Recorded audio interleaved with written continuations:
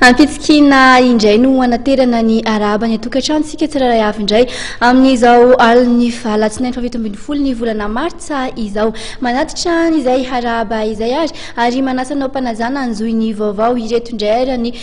vaovao izay isany isongadina tonga teto tanindrazana tamin'ny ity androany ity ny nofo mangatsika ny tompoko vavy Solange izay piasa ny laravinahitra tany Arabia Saoudite mipiasa ny ampiakatra ny raray eny anivon'ny fitsarana moa ny fianakaviana manoloana izao fahafatesany tany antoerana izao orinasa misa 8 sy 200 kosa no nanova ny sampandraharaha momba ny hetra fisafona ao anatin'ny famerenana indrindra ny varotra amin'ny ara-dalàna moa no antony izany andrasana amin'ity herinandro ity kosa ny valin'ny fangatahana izay nataon'ny PMP teny anivon'ny fitsarana avo momba ny lalam-panorenana mahakasika indrindra ny amin'ny fandravarana fantarana ny birao mahatry ny antenimieram-pirenena ihany koa avy hatrany ara-mody ho santaritsika ao anatin'ny vaovao samihafa ity fampalalam-baovao ity rehefa nodimandry tany Arabia Saoudite ny 20 ny volana janoary lasa teo itompoko vavy Solange de androany no tonga teto tanindrazana ny nofo mangatsika no aratsika avy hatrany ny anjinjiny mahakasika an'izay vaovao izay Dina tandrazana ny vatana mangatsika ny tompoko vavy Solange piasa nandeha nitady ravinahitra tany Arabia Saoudite maty tamin'ny 9 janoary lasa teo natao autopsie na fanadiadiana ny antony nahafatesany tetsy amin'ny HRCP Flou ny vatana mangatsika ny Solange mieritreritra ny tory tokoa ny fianakaviany ary miankina amin'izany fizany zany no ahafahana miroso amin'ny dingana ara-pitsarana raha nilaza tokoa ny tatitra avy amin'ny fanjakana saodianina fa maty vokatry ny fijanonany foy Solange dia tsy mino velivelo ny fianakaviany. Après 2 mois, nomoko 3e mois, nomoko volana me zany tsy nandray ny karamany intsony izy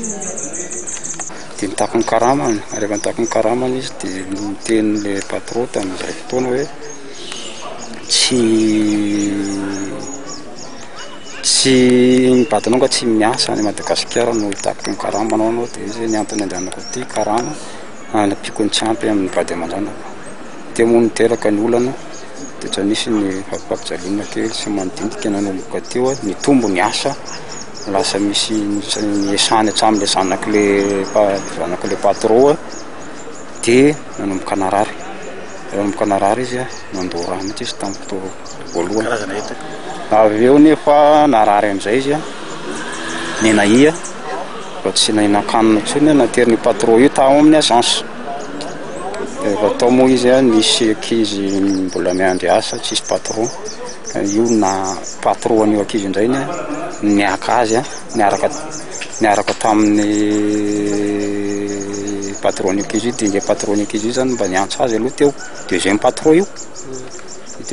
zany niantso azy aloha hoe toko izy ary dia miaraka nareo roa dia ianao matsain'le ankizy no manara-maso azy fa ohatra boko izy dia sao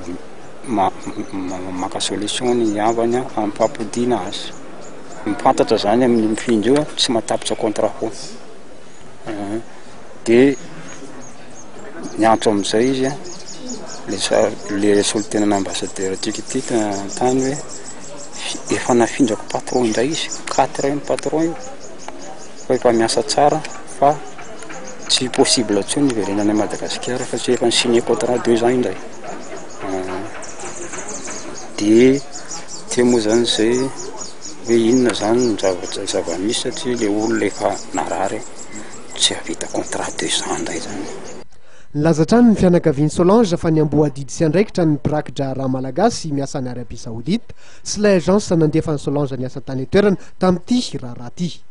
omaly ihany dia ny finosina ary nentina alevina ny Tomasina ivoloana ny vatana mangatsika ny Solange